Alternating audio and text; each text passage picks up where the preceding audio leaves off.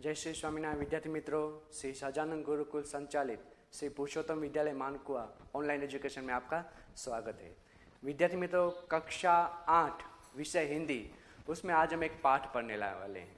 लेकिन उससे पहले मैं आपको एक कहानी सुनाता हूँ। बहुत ही इंटरेस्टिंग कहानी है। ये कहानी है राजा दुष्यंत कुमार और उसकी पत्नी शकुंतला।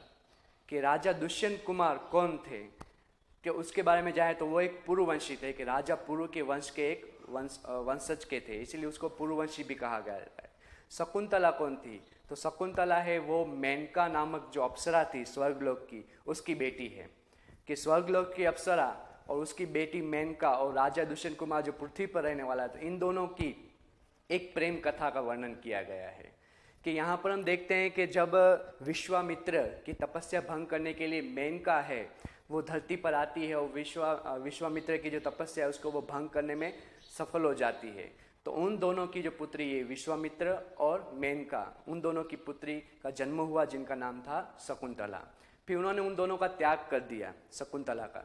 और शकुंतला को त्याग करने के बाद जो ऋषि कण्व थे वो उनको अपने आश्रम में ले लिए और उनका पालन पोषण करने लगे, यानी कि उनके पोषक वो दुहिता बनी। शकुंतला उनकी दुहिता यानी कि उनकी पुत्री बनी। उनका लालन पालन उसका बहुत ही अच्छी तरह से उन्होंने कार्य किया। यहाँ पर जो राजा दुष्यंत कुमार थे वो एक बार शिकार करने के लिए जंगल में आते हैं। तब वो ऋषि कर्ण के आश्रम में पहुंच जाते हैं, थक जाते हैं, तो वहाँ पर ऋषि के आश्रम में पहुंच जाते हैं। उस समय जो कर्ण ऋषि थे, ऋषि कर्ण, वो तीर्थ यात्रा पर गए हुए थे। इसीलिए जब राजा दुष्यंत कुमार ने आवाज़ लगाई तब वहाँ से उसी आश्रम में उनकी पुत्री जो शकुंतला है वो बाहर निकलती है। शकुंतला अपनी माँ की तरह ही एकदम सुंदर और यौवन रूप से भरी हुई थी। कि मेनका जो अप्सरा, हम कहते हैं कि अप्सरा जो होती है वो सुंदरता होती है, एकदम सुंदर होती है। तो उसकी बेटी भी जो शकुंतला है वो भी उसके समान ही सुंदर थी। उनको देखकर राजा दुष्यंत कुमार वो अचंभित में पड़ जाते हैं, उनके मोह में पड़ जाते हैं। और तब उन्होंने कहा कि पिताजी तो तीर्थ यात्रा पर गए हैं। बात करते करते राजा दुष्यंत कुमार ने उनके सामने विवाह का प्रस्ताव भी रखा। शकुंतला को भी राजा दुष्यंत कुमार भी बहुत अच्छे लगे, इसीलिए उन्होंने गंधर्व विवाह कर लिया। गंधर्व विवाह यानी कि किसी भी अनुमति के बिना, किसी भी रीति रिवाज के बिना जो प्रेम विवाह किया जाता है उसको गंधर्व विवाह कहते हैं। फिर उन दोनों ने विवाह कर दिया और फिर राजा दुष्यंत कुमार उनको वचन देते हुए कहे कि मैं तुम्हें लेने के लिए आऊँगा, और आश्रम में छोड़कर वे अपने राज्य में चले गए। एक दिन शकुंतला है वो अपने राजा दुष्यंत की कुमार की याद में बैठी हुई थी। तब एक दुर्वासा ऋषि उसके आश्रम में आए। उन्होंने आवाज़ लगाई, लेकिन यहाँ पर ध्यान में लिंग पड़ी हुई थी शकुंतला, वो भी किसकी याद में, तो राजा दुष्यंत कुमार की याद में। तो दुर्वासा ऋषि थे वो तो क्रोधित हो गए। उन्होंने शकुंतला को श्राप दे दिया कि जिनकी याद में तू खोई हुई है वो तुम्हें भूल जाएगा। यहाँ पर जो शकुंतला है उन्होंने एक जो अंगूठी दी थी राजा दुष्यंत कुमार को, कि उन्होंने जो अंगूठी दी थी वो अंगूठी को देखकर उन्हें याद आ जाए। राजा दुष्यंत कुमार ने शकुंतला को अंगूठी दी थी। तो बाद में मालूम चला शकुंतला, तो उन्होंने प्रार्थना की कि हमसे भूल हो गई, हमें माफ़ कर दो। लेकिन दुर्वासा ने कहा कि तुम्हारे बीच में कोई निशानी होगी, अगर वो राजा दुष्यंत कुमार देखेंगे तो उसे सब कुछ याद आ जाएगा। तो जब यहाँ पर तीर्थ यात्रा से जब वापस लौटे ऋषि कर्ण, तब उन्होंने अपनी पुत्री से कहा कि तुमने विवाह कर लिया है तो तुम्हारा जो घर है वो पति का ही घर है, अब तुम्हें यहाँ पर नहीं रहना चाहिए। तब वो अपने हस्तिनापुर जाती है, शकुंतला को भिजवा दिया गया। तब राजा तो भूल गए थे श्राप के कारण, दुर्वासा के श्राप के कारण वो भूल गए थे, उन्हें कुछ भी याद नहीं था, वो भूल गए थे। इसीलिए जब वो वहाँ पर पहुँची तब राजा ने इनकार कर दिया, मैं तुम्हें जानता नहीं हूँ। तब जो शकुंतला थी वो पेट से थी, कि राजा दुष्यंत कुमार का जो बच्चा था वो शकुंतला के पेट में पल रहा था, कि वो गर्भवती थी। वो वहाँ पर गई लेकिन उन्होंने उसका अस्वीकार कर दिया। जब वो वापस आई तब उनके वो मरने के लिए तालाब में छलांग भी लगाई, तब उसके हाथ से अंगूठी है वो पानी में गिर जाती है और एक मछली है वो अंगूठी है वो अपने पेट में ले लेती है, यानी कि मछली वो खा जाती है। तो यहाँ पर जो वापिस वो आ जाती है तब मेनका है, जब उनका अपमान सहन नहीं हुआ तब उन्होंने अपनी पुत्री को कश्यप ऋषि के आश्रम में छोड़ दिया। फिर हम जानते हैं कि फिर राजा दुष्यंत कुमार फिर से जंगल में आते हैं। तब वो देखते हैं कि यहाँ पर शकुंतला का जो पुत्र है भरत, उसका जन्म हुआ था। उनको देखकर राजा दुष्यंत कुमार एकदम आकर्षित हो जाते हैं कि यह बालक तो मेरा होना चाहिए, ऐसा मोह उसे आने लगा। तो ये बालक का नाम था भरत। आज जिसे हम भारत देश का नाम कहते हैं, तो इसी भरत बालक के ऊपर से उसका नाम पड़ा है हमारे देश का भारत। तभी जो मछुआरे ने एक मछली पकड़ी हुई थी, उनके पेट में से ये अंगूठी निकली, तो ये राज मुद्रा थी। तो वो राजा के पास गए, उन्होंने ये अंगूठी बताई, तब उन्हें सब कुछ याद आ जाता है। इस तरह से ये एक छोटी सी कहानी थी। इस छोटी सी कहानी का नाटक में रूपांतर किया गया है कि महाकवि कालिदास का जो नाटक है अभिज्ञान शाकुंतलम, कि उनमें यह नाटक का वर्णन किया गया है, कि उनका एक अंश लिया गया है नाटक का। तो आज हम ऐसा ही एक नाटक पढ़ने वाले हैं जिनका नाम है भरत। भरत ये एक एकांकी है जो महाकवि कालिदास के अभिज्ञान शाकुंतलम में से एक अंश लिया गया है, जिनके राजा लक्ष्मण सिंह लेखक है इस एकांकी के। कि राजा लक्ष्मण सिंह, उनका थोड़ा परिचय ले लेते हैं। उनका जन्म 1926 में आगरा में उनका जन्म हुआ था। कि उन्हें कई भाषाओं का उन्हें ज्ञान था। उसे हिंदी, फारसी, अरबी, बांग्ला और अरबी भाषा भली भांति वो जानते थे। उन्होंने महाकवि कालिदास की जो रचना थी अभिज्ञान शाकुंतलम, उसका हिंदी में अनुवाद किया। वो संस्कृत के कवि थे, इसीलिए संस्कृत भाषा में उसका उन्होंने रचना की थी अभिज्ञान शाकुंतलम, लेकिन उसका हिंदी में अनुवाद किया। तो हिंदी में कई भाषाओं को उन्होंने अनुवाद किया, उसके लिए उन्हें पुरस्कार भी मिला था। तो आज हम जो भरत नाटक कर रहे हैं वो भी उसका अनुवाद राजा लक्ष्मण सिंह ने ही किया है। उसी तरह से कालिदास का मेघदूत, रघुवंश जैसी रचनाओं का भी उन्होंने हिंदी में अनुवाद किया गया है। तो आज हम ये भरत नाटक है वो एकांकी पढ़ने के लिए जा रहे हैं, जिसमें राजा दुष्यंत कुमार, शकुंतला और उनके पुत्र भरत, इनका वर्णन किया गया है। पात्र देखें तो पात्र में है बालक जो भरत है, तपस्विनी, तपस्विनी यानी कि तपस्या करने वाली जो स्त्री होती है उसको कहते हैं तपस्विनी। तो यहाँ पर दो तपस्विनी भी है, पहली और दूसरी। राजा दुष्यंत कुमार भी है। नाटक की शुरुआत करते हैं तो एक दृश्य आता है। दृश्य क्या है कि एक बालक सिंह के बच्चे को घसीटते हुए लाता है। कि छोटा सा बालक है लेकिन सिंह के बच्चे को घसीटते हुए वो लाता है, और दो तपस्विनियां उसे रोकती हुई आती है। कि राजा दुष्यंत कुमार पेड़ की ओट से उन्हें देख रहे हैं। पेड़ की ओट, ओट यानी, यहां पर शब्दार्थ लेते हैं हम।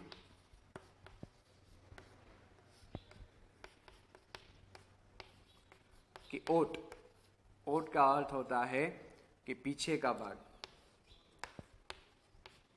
पेड़ के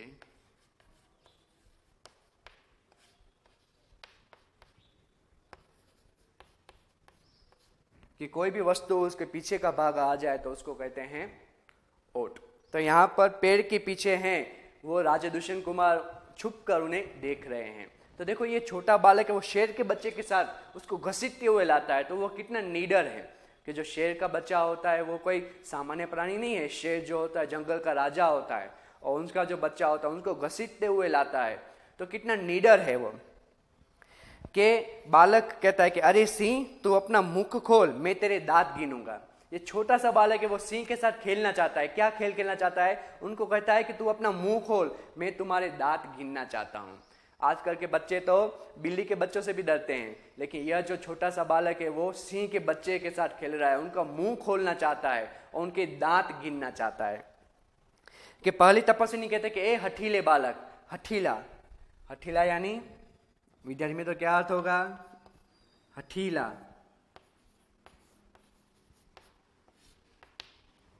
तो हठीला का अर्थ होगा जिद्दी।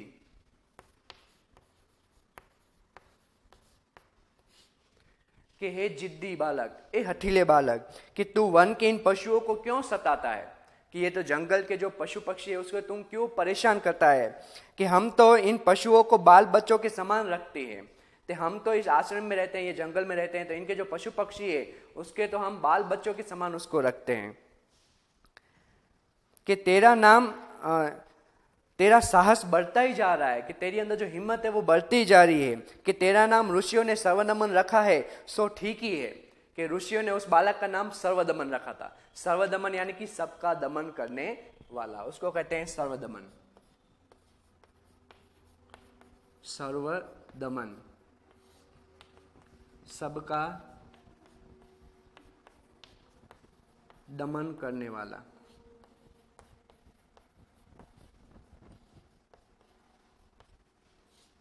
विद्यार्थी मित्रों, ये प्रश्न पूछा जाता है कि ऋषियों ने बालक भरत का नाम क्या रखा था? तो सर्वदमन रखा था।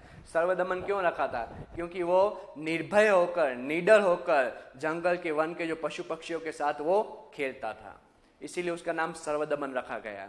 तो सर्वदमन यानी कि सबका दमन करने वाला। तो तपस्विनी कहते हैं कि ऋषियों ने तुम्हारा जो नाम रखा है वो सही ही रखा है। तभी दुष्यंत कुमार उनकी बातें सुनकर स्वयं से वह कहता है कि आह, क्या कारण है कि मेरा स्नेह इस बालक की ओर उमड़ सा आता है, कि उनका जो प्रेम है वो उमड़ सा आता है, यानी कि बाहर आता है, आगे बढ़ता ही जाता हो, उसको उमड़ना कहते हैं। उमड़ना यानी कि आगे बढ़ना, आगे बढ़ता हुआ जाता हो, उसको उमड़ना कहता है। तो यहाँ पर दुष्यंत कुमार का जो प्रेम है वो उस बच्चे के लिए जैसे उभर रहा है। कि दूसरी तपस्विनी कहती है कि जो तू इस बच्चे को न छोड़ देगा तो सिंहनी तुझ पर दौड़ेगी। दूसरी तपस्विनी उसको डर भी दिखाती है कि अगर इस सिंह के बच्चे को तू नहीं छोड़ेगा ना, तो उसकी जो माँ आएगी सिंहनी, वो तुझके ऊपर दौड़ेगी। सिंहनी यह भी एक स्त्रीलिंग है, तो उसका पुल्लिंग क्या होगा? सिंह। सिंह पुल्लिंग, सिंहनी स्त्रीलिंग। कि जो सिंहनी है वो तुझ पर दौड़ेगी, यानी कि तुझके ऊपर आक्रमण करेगी। तभी बालक है वो मुस्कुरा कर कहता है कि ठीक है, सिंहनी का मुझे ऐसा ही डर है, और अपना मुंह भी चिढ़ाता है। बालक है स्वाभाविक रूप से वो मुस्कुराकर अपना मुंह भी चिढ़ाता है, वो कहता है कि मुझे उसका ही डर है। तभी दुष्यंत कुमार आश्चर्य से कहता है कि यह बालक अवश्य किसी तेजस्वी वीर का पुत्र है, कि यह बालक है वो सिंहनी का भी डर उसे नहीं है, तो अवश्य ये तेजस्वी कोई वीर जो व्यक्ति है उसका ये पुत्र लगता है। कि उसका मुख अग्नि के समान दमक रहा है। दमकना, दमकना तो चमकना। तो बालक का मुख किसके समान दमक रहा है, ये प्रश्न आपको पूछा जाता है। तो बालक का मुख अग्नि के समान दमक रहा है या चमक रहा है, ये एक वाक्य में प्रश्न पूछा जाता है कि बालक का मुख है वो किसके समान दमक रहा है, तो अग्नि के समान दमक रहा है। तभी पहली तपस्विनी कहते कि हे प्यारे बालक, सिंह के बच्चे को छोड़ दे तो मैं तुझे खिलौना दूंगी। अभी जो पहली तपस्विनी उसको प्रलोभन देती है, लालच देती है कि मैं तुम्हें खिलौना दूंगी, तो इस बच्चे को छोड़ दे, सिंह के बच्चे को। बालक है वो अपना हाथ पसार कर यानी कि सामने हाथ का इशारा करते हुए कि पहले खिलौना दे दो, लाओ, कहाँ है खिलौना। तभी दुष्यंत कुमार दूर से बालक की हथेली को देख लेते हैं और स्वयं से कहते हैं कि आहा, कि इसके हाथ में तो चक्रवर्तियों के लक्षण है। कि इसके हाथ में कैसे लक्षण है? चक्रवर्ती। चक्रवर्ती यानी समुद्र की तक की जो भूमि को जीतने वाला जो सम्राट होता है, ऐसे सम्राट को हम कहते हैं चक्रवर्ती सम्राट। कि पूरी धरती के ऊपर, धरती की जितनी भी जमीन है, समुद्र तक की भूमि भी वो जो जीत जाता है, ऐसे सम्राट को हम कहते हैं चक्रवर्ती सम्राट। तो वो स्वयं से कहते हैं कि इस बालक के हाथ में तो चक्रवर्तियों के लक्षण है, कि चक्रवर्ती जो सम्राट होते हैं उसके लक्षण देखने को मिलते हैं। कि उंगलियों पर कैसा अद्भुत झाल है। उंगलियां, ये बहुवचन है, तो उसका एक वचन क्या होगा? यहां पर वचन परिवर्तन हम देखें, वचन परिवर्तन, तो यहां पर है उंगलियां। विद्यार्थी मित्रों, हमने वचन परिवर्तन हमने सीखा है। उंगलियां बहुवचन है, तो उसका एक वचन क्या होगा? उंगली। तो ये आपको ध्यान में रखना है, एक वचन और बहुवचन भी इसके साथ साथ आते जाएंगे, लिंग परिवर्तन भी आता जाएगा। तो उंगलियों पर कैसा अद्भुत जाल है। हर एक व्यक्तियों की उंगली पर रेखाएं जो होती है, जो झाल होती है, कि हम आधार कार्ड में जब फिंगरप्रिंट्स देते हैं ना, तो उसमें हमारी निशानी आती है जो उंगलियों की झाल, तो वो एक प्रकार की निशानी है हमारी फिंगरप्रिंट के। और हथेली पर शोभा कैसी है कि प्रातः कमल को लज्जित कर रही है। कि सुबह को जो खिला हुआ कमल है ना, उसको भी शर्मिंदा कर दे, ऐसी शोभा उस बालक के हाथ में दिखाई देती है। कि कितनी अद्भुत शोभा है उसके बालक के हाथ में। प्रातः यानी कि सुबह में जो कमल खिलने वाला है उसकी शोभा को भी वो लज्जित कर दे यानी कि शर्मिंदा कर दे, पानी कर दे, ऐसी अद्भुत सुंदरता है वो उस बालक के हाथ में है। दूसरी तपस्विनी कहते कि हे सखी सुव्रता, यह बातों से न मानेगा। कि जो दूसरी तपस्विनी पहली तपस्विनी से कहते हैं कि ये बातों से न मानेगा कि जहां मेरी कुटिया में ऋषि कुमार के खेलने के लिए मिट्टी का मोर रखा है उसे ले आ। कि दूसरी तपस्विनी कहती है कि ये बातों से नहीं मानेगा, कि जाओ मेरी कुटिया में, कुटिया यानी कि झोपड़ी, कि मेरी झोपड़ी में एक मिट्टी का मोर का खिलौना रखा हुआ है, वो लेके आ, कि उसे ले आ। पहली तपस्विनी कहती कि मैं अभी लिए आती हूं, और वो वहां से प्रस्थान करती है। कि बालक कहता है कि तब तक मैं इसी सिंह के बच्चे के साथ खेलूंगा, तब तक उसे मौका मिल जाता है उस सिंह के बच्चे के साथ खेलने का। कि यह कहकर तपस्विनी की ओर देखकर वो हंसता भी है। कि फिर दुष्यंत कुमार आप ही आप कि इस सुंदर बालक से खेलने का मेरा मन कैसा ललचाता है। कि राजा दुष्यंत कुमार जो पेड़ के पीछे वो देख रहे हैं उस बालक को, तो उसका मन भी ललचाता है उसके साथ खेलने के लिए। तो अपने आप से वो बातें करता है, आह भी भरता है कि धन्य है मनुष्य कि जो अपने पुत्रों को गोद में लेकर उसके अंग की धूलि से अपनी गोद मेली करते हैं। यहाँ पर राजा दुष्यंत कुमार ऐसे मनुष्य को धन्य कहते हैं कि जो अपने बच्चों को गोद में लेकर उसके साथ खेलते हैं, उसके अंग की जो धूल है वो अपने गोद को मेली करते हैं। तो ऐसे जो मनुष्य होते हैं वो धन्य है। ये आपको प्रश्न पूछा जाता है कि दुष्यंत कुमार के अनुसार कैसे मनुष्य धन्य है। तो दुष्यंत कुमार के अनुसार ऐसे मनुष्य धन्य हैं जो अपने पुत्र को गोद में खिलाकर उसके साथ खेलते हैं, उसकी जो गोद है वो बच्चे की अंग में लगी हुई धूली से गोद को मेली करते हैं। ऐसे जो बच्चे ऐसे जो मनुष्य होते हैं वो कैसे हैं, धन्य हैं। फिर कहते हैं कि पुत्रों के मुख पर अकारण हंसी से खुल गए हैं। जो बच्चे होते हैं ना उसको हंसने के लिए कोई कारण नहीं होता है। आप देखते होंगे, आपने कभी भी बच्चे देखे होंगे, वो अकारण ही हंस पड़ते हैं क्योंकि वो एक फूल, खिले हुए फूल के समान होते हैं। हमेशा फूल होते हैं वो खिले हुए होते हैं, हमें ऐसा लगता है कि जैसे वो हंसते हैं। तो बालक भी उसके समान है, वो किसी भी अकारण वो हंसते रहते हैं, कोई कारण नहीं होता है। उज्जवल दांतों की शोभा दिखाते हैं। छोटे बच्चों के जो दांत होते हैं वो भी मोतियों के समान होते हैं। वो देखकर हमें बहुत ही आनंद आता है, कितने सफेद होते हैं, ऐसे लगता है जैसे मोतियों की माला है। कि शोभा दिखाते हैं और तुतले वचन बोलते हैं। छोटे बच्चे जब बोलते हैं तब उनकी बोली कैसी होती है, तुतले वचन बोलते हैं। दूसरी तपस्विनी, क्यों रे ढीठ, यहाँ पर बालक को कहता है कि क्यों रे ढीठ, ढीठ यानी कि हठीला, जिद्दी, तू मेरी बात कान नहीं धरता। एक मुहावरा यहाँ पर है। कौन सा मुहावरा है, तो मुहावरा है कि बात कान नहीं धरना, बात को कान नहीं धरना, मुहावरा है, बात को कान न धरना। तो उसका अर्थ क्या होगा विद्यार्थी मित्रों, तो उसका अर्थ होगा कि बात को न सुनना, बात को न सुनना या ध्यान न देना, ध्यान न देना। कि तू मेरी बात को कान क्यों नहीं धरता, यानी कि मेरी बात को सुनता क्यों नहीं है। इधर उधर देखकर कोई ऋषि कुमार यहाँ है, जो तपस्विनी है वो यहाँ वहां देखता है कि कोई ऋषि कुमार है जो इस बालक से इस बच्चे को छुड़ाए। कि दुष्यंत कुमार को देखकर कहते हैं कि हे महात्मा, महात्मा यानी कि बड़े महान आत्मा, तुम ही आओ और कृपा करके इस बलि बालक के हाथ से सिंह के बच्चे को छुड़ाओ। तो यहाँ पर दूसरी तपस्विनी है वो राजा दुष्यंत कुमार को देख लेती है, उनको कहती है कि हे महात्मा, आप ही आइए और इस बालक से, इस बलि बालक से, बलि यानी कि बलवान, इस बलवान बालक से इस सिंह के बच्चे को छुड़ाओ। तभी दुष्यंत कुमार वहां पर आता है, कहता है कि अच्छा, बालक के पास जाकर और हंसकर कहा कि हे ऋषि कुमार, तुमने तपोवन के विरुद्ध यह आचरण क्यों सीखा है। तपोवन का नियम होता है कि वहां पर जितने भी पशु पक्षी है उनको अपने बच्चों के समान रखना, तो उसे तुम क्यों सताते हो। तो ये तपोवन के विरुद्ध तूने ये आचरण सीखा है।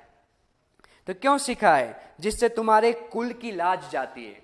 कुल यानी कि परिवार, खानदान, उसको कहते हैं कुल।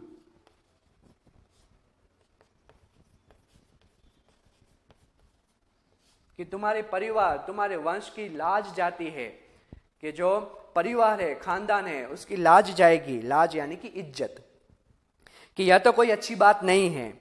बच्चे ने सिंह के बच्चे को छोड़ दिया। यह बात सुनकर भरत ने, जो बालक था, उसने तुरंत ही उस बच्चे को छोड़ दिया। दूसरी तपस्विनी कहती है कि हे बड़भागी, यह ऋषि कुमार नहीं है। राजा दुष्यंत कुमार तो कहते हैं कि बड़भागी यानी कि बड़े भाग्य वाला, कि हे बड़े भाग्य वाले, कि यह जो बालक है वो कोई ऋषि कुमार नहीं है, यानी कि ऋषि का पुत्र नहीं है। तभी दुष्यंत कुमार कहते हैं कि सत्य है, उसके काम ही ऐसे साहस के हैं कि यह ऋषि कुमार नहीं जान पाता है। ये बालक जो कार्य करता है वो साहस के, हिम्मत के हैं, तो इसके कार्य पर से ही मालूम पड़ता है कि यह कोई ऋषि कुमार नहीं है। परंतु मैंने तपोवन में वास देखा, इसलिए ऋषि पुत्र जाना, कि तपोवन में इसको मैंने रहते हुए देखा, इसलिए मुझे लगा कि यह ऋषि कुमार है। बच्चे की हथेली को अपने हाथ में लेकर स्वयं से कहता है कि जब इसका हाथ छूने से मुझे इतना सुख मिलता है, तो जिस बड़भागी का यह बेटा होगा उसे कितना हर्ष होता होगा। कि दुष्यंत कुमार ने उस बालक के हाथ को अपने हाथ में लिया और सुख का अनुभव किया, और इतना सुख का अनुभव किया कि अगर मेरे छूने से ही इतना सुख मुझे मिलता है, तो जिस बड़भागी का यह बेटा होगा उसे कितना हर्ष मिलता होगा। हर्ष यानी कि खुशी, कितना सुख मिलता होगा। दूसरी तपस्विनी कहते हैं दोनों की ओर देखकर कि बड़े अचंभे की बात है। अचंभा यानी कि आश्चर्य की बात है कि दुष्यंत कुमार तुम्हें क्यों अचंभा हुआ। दुष्यंत कुमार तपस्विनी कहते हैं कि अचंभे की बात है, तुम्हें क्यों अचंभा हुआ। दूसरी तपस्विनी कहते हैं कि इसीलिए हुआ कि इस बालक की और तुम्हारी सूरत बहुत ही मिलती जुलती है, कि तुम्हारी और इस बालक की जो सूरत है वो दोनों बहुत ही मिलती है, और तुम्हें जाने बिना ही इसने तुम्हारी बात मान ली, इसलिए मुझे अचंभा हुआ, आश्चर्य हुआ कि कब से हम समझा रहे हैं, लेकिन यह जो बात है वो समझने को तैयार ही नहीं है, और आपने एक बार कहने पर यह बालक मान गया, और साथ ही साथ आपकी सूरत और इस बालक की सूरत है वो दोनों मिलती है, इसीलिए मुझे अचंभा हुआ।